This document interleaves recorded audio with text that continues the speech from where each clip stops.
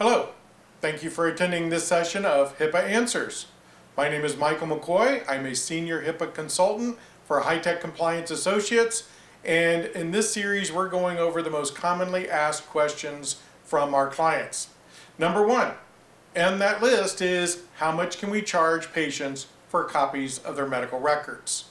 Well, that question has a lot of answers, and we're going to refer to the 2019 Access Guidance published by the OCR, or Office for Civil Rights.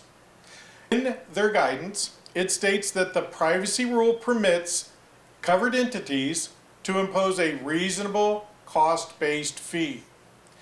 The cost can only include the labor for copying, the cost of the supplies, and postage or any other actual cost that you have. The rule is very specific that you cannot charge for reviewing the request for access or verifying that that's a legitimate request for those medical records, the time it takes to search and retrieve all of the medical records requested, maintaining the systems, or recouping any cost that you have for storing that data. So you are very limited in what you can charge patients to make sure that you meet these new standards.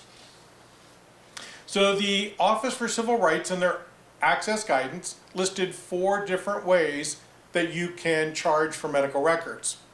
And the first one is free. You can give patients their medical records at no cost. And the government really recommends this method when the patient states that any fee for medical records would create a burden to them.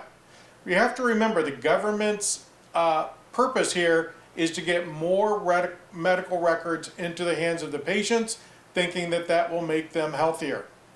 The second method is a paper reduction work type, and that is that you can charge a flat fee of up to $6.50.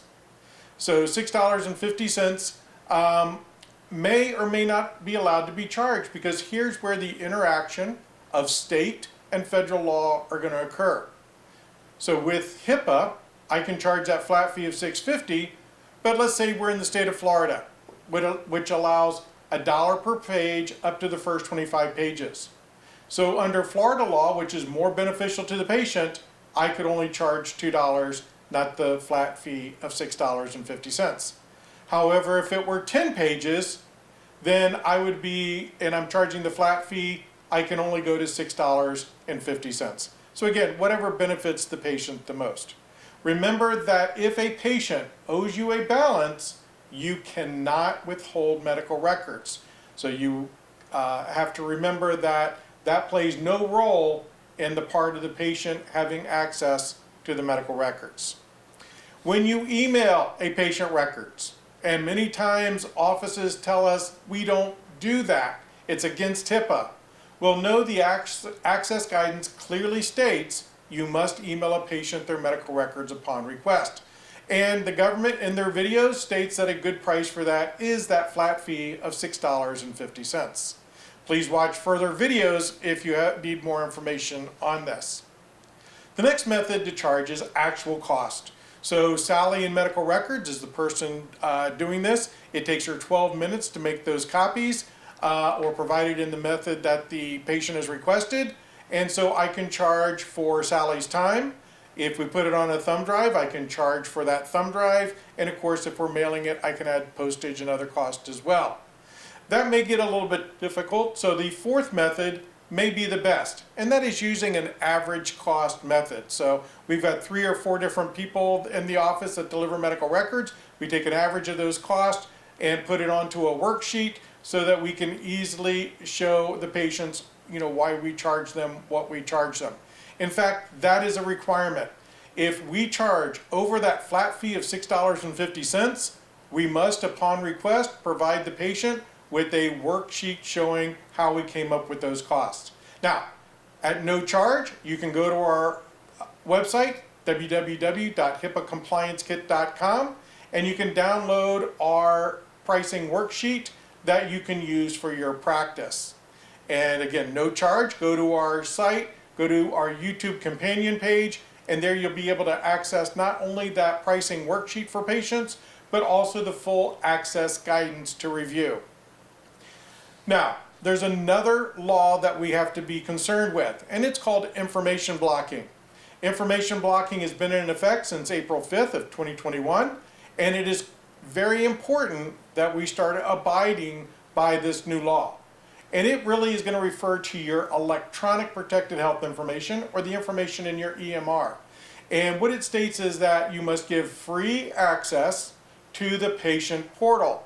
That patient portal is required to have all information immediately pushed to it. In many cases, the doctor wants to review a lab report before it gets pushed to the patient portal. That is information blocking and not allowed.